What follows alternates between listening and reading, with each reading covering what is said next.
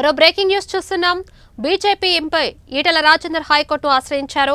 మేడ్చల్ జిల్లా పోచారం పిఎస్లో ఇటీవల తనపై నమోదైన ఎఫ్ఐఆర్ను కొట్టివేయాలని కోరుతూ ఆయన క్వాష్ పిటిషన్ దాఖలు చేశారు. ఇటీవల పోచారం మున్సిపాలిటీ పరిధిలోని ఏకశిలానగర్లో ఈటెల రాజేందర్ పర్యటించారు. ఈ సందర్భంగా ఇంటి స్థలాల యాజమానులను స్థిరాస్తి దళార్లు ఇబ్బంది పెడుతున్నారని ఆగ్రహంతో ఈటెల ఒకరిపై చేయి చేసుకున్నారు. ఈ ఘటనలో ఎంపీ ఈటెల తనపై దాడి చేశారని బాధితుడు ఇచ్చిన ఫిర్యాదు మేరకు పోలీసులు కేసు నమోదు చేశారు. ఈ కేసును కొట్టివేయాలని కోరుతూ తాజాగా ఈటెల హైకోర్టులో పిటిషన్ దాఖలు చేశారు.